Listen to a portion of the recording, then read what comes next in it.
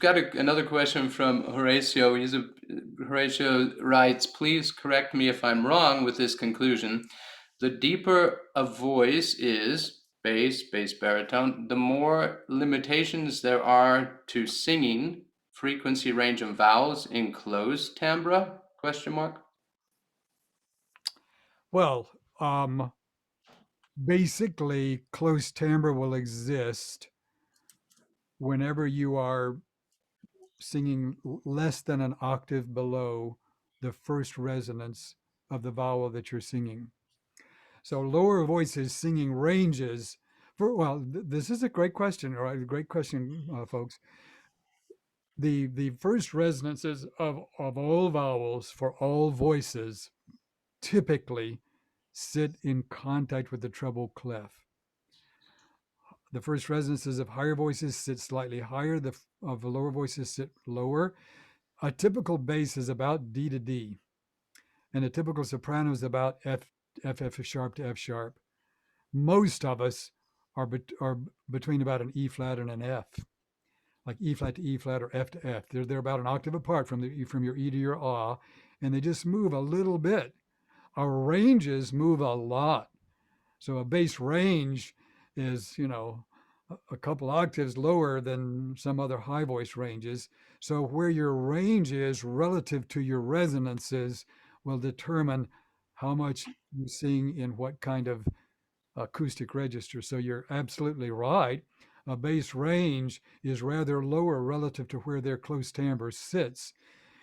Similarly, a soprano's range is such that she probably never sings an E vowel in open timbre because she would have to sing an octave lower than her first resonance of her E vowel, and her first resonance of her E vowel is the bottom of the treble clef. So she's got to sing below F3 probably to get into open timbre on an E vowel. Some sopranos can do that. My wife's got a good chest extension, but some don't go that low, right? Yeah. And so, but a soprano would sing an ah vowel in open timbre. She sings below the treble clef. She's in open timbre. You know, that's why it's so easy to go into chest voice on an ah vowel higher than say on an oo vowel. An oo vowel doesn't want to go into chest voice that high because its resonance is easier to go into chest voice in open timbre. Yeah. That's Yeah, easy. I also find that's a lot of classically trained sopranos that want to get some more sound in the bottom of their register. They're not aware of exactly this point.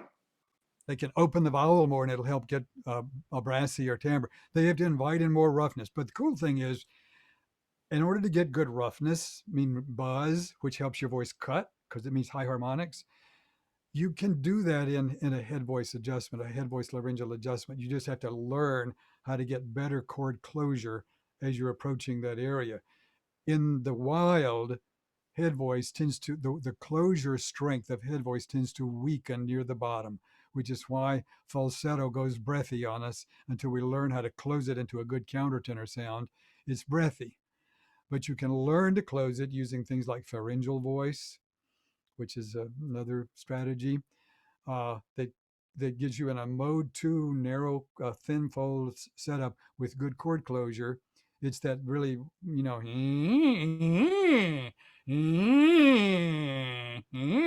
very high tongue posture, very buzzy, thin vocal fold, good chord closure. So you can invite roughness. It'll give you buzz and cut, and it'll blend into chest voice better on the way down. After you vocalize in that for a while, your chords tend to remember how to close better. And then you can migrate through there without just taking chest higher than you want to. Yeah, I love that you just said your chords tend to remember how to close better because I really am a big believer that your current singing ability is your singing habit. And Yep. there's a lot of muscle memory and really what we need to do if we want to improve anything is we've got to create a better habit and then the voice does remember and it becomes a new normal, right? Somebody asked about falsetto or pure head. In the singing historical singing teacher world, falsetto was usually used to talk about that adjustment in male or male sex head voice, and it tends to have weak closure until you learn how to close well. Then we can create a good strong countertenor out of it.